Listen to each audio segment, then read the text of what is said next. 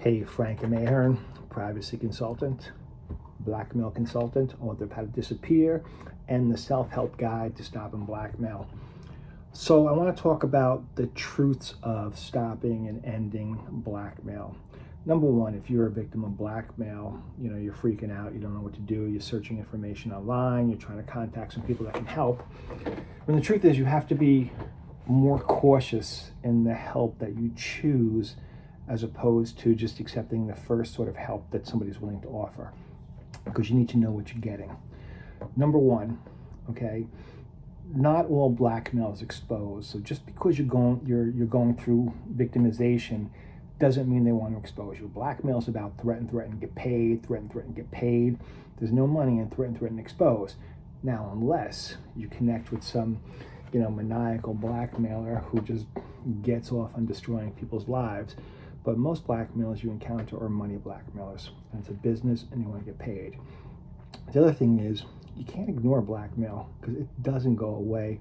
You can't wish, you can't pray, you can't hope, because it's just unrealistic. You have to take action, okay? And action means being cool, putting that fear, sticking it down, and just standing up for yourself, because it's a time you have to be strong. Because a lot of people contact me and they're freaking out and they're falling to pieces, and if anything, this is not the time to fall to pieces. There's three things to think about in blackmail. There's protecting your identity, there's preventing exposure, and there's getting rid of the blackmailer.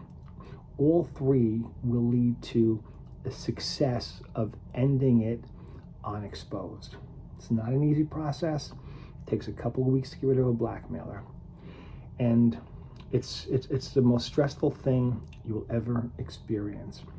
The first thing you need to do when you become a victim of blackmail is you need to stall for time, okay? Because they want a payment and they want a payment now, and they're hammering you down. But you need to stall for time and say you need 24 or 48 hours to get money. You have to stand your ground, as hard and difficult as it is, because the second you pay that, they're asking for more, and you're right back in that situation. This way, if you get that 24-hour, 48-hour stall, you will then have the ability to then search online and find out the best possible way to combat the blackmail. Because if you pay, they're just hitting you up, and you just can't get your head together. So you need that space, okay? Now, you have to be careful when you hire a company to assist with your blackmail. Number one, okay, because you're a victim of blackmail does not mean your life is going to be a disaster. It's a 50-50 shot, okay? But you shouldn't base help on fear, okay?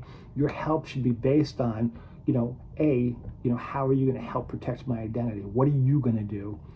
B, how do you prevent the exposure? Does it sound real what the company's telling you? How do you get rid of them? How do you make sure they don't contact me in the future? So these are things you need to ask yourself. You need to ask the person who's going to help you. Now, if you are a victim of blackmail, I can assist. I provide consultations. In my consultation, I will explain to you how blackmail works, particularly the blackmailers you connected with, because there are certain geographical blackmails that exist out there that are, huge organizations. I will then explain to you how you combat the situation, what you can do for yourself. Also talk about your identity and your focus online and becoming more private like that. And I also offer a takeover service where I pose as you and I get rid of the blackmailer. Once they're in my hands, they're out of your hands. And for those of you who don't have the budget, my book, The Self-Help Guide to Stopping Blackmail, is a great help and will aid you in getting through the blackmail successfully. So if you have any questions, check out my website, drop me an email, but be safe and think with your head, not with your fear.